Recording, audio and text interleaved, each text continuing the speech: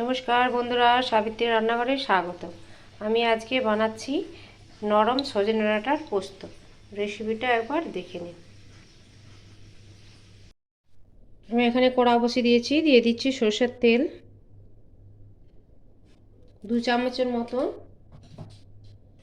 আমি এখানে কেটে রেখেছি একটা বড় সাইজের আলুগুলো দিয়ে দেবো।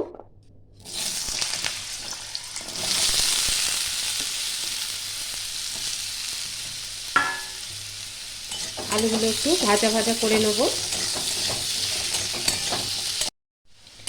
আলুটা আমার মোটামুটি ভাজা হয়ে গেছে। এবার দিয়ে দেবো সজনে ডাঁটা, একদম কচি নরম, একদম কোনো শাঁস কিচ্ছু হয়নি। আমি আলুর থেকে বেশি একটু ডাঁটা নিয়েছি।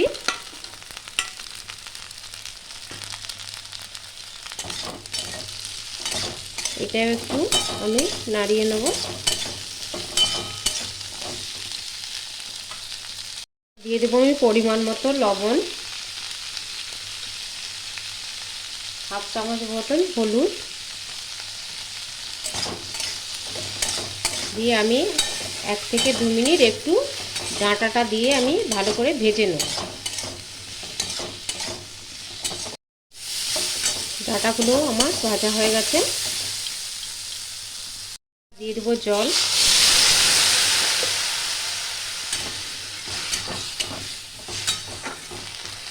একটু জল দেবো।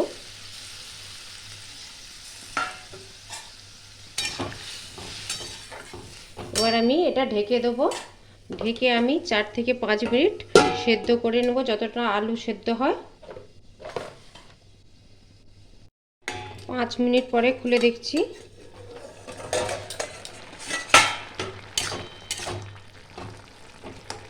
আলু আর ডাঁটাগুলো সেদ্ধ হয়ে গেছে। এবার আমি এটা ঢেলে নেব। কড়াইটা আমি ধুয়ে বসিয়ে দিয়েছি। এবার দিয়ে দেবো সরষের তেল,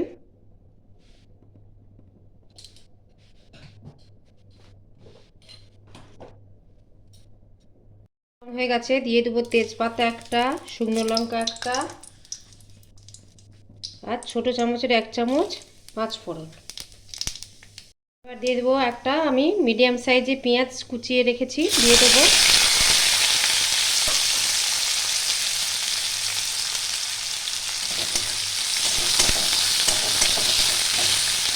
পেঁয়াজটা আমি হালকা করে ভেজে নেব।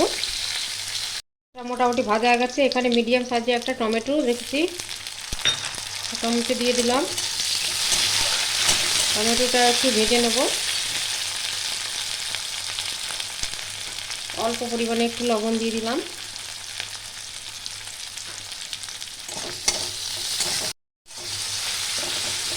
টমেটোটা গলে গেছে। আপনারা চাইলে নিরামিষও করতে পারেন, পেঁয়াজটা না দিলেই হবে। এখানে আমি দিয়ে দিচ্ছি 2-3 চামচ পোস্ত বাটা। এতে আমি 4টে কাঁচা লঙ্কা দিয়েছিলাম।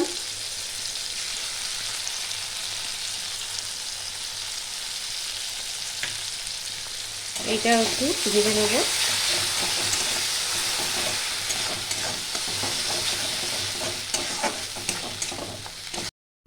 পোস্তটা আমার নাড়া হয়ে গেছে। এবার একটু পোস্ত ধোয়া জলও দিয়ে দেবো।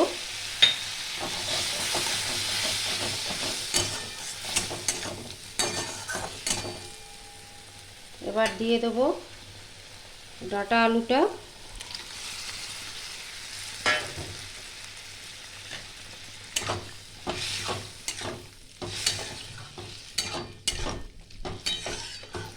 এভাবে যদি বাড়িতে করেন দারুণ কিন্তু স্বাদ হয়। এটা খেতেও খুব ভালো লাগে।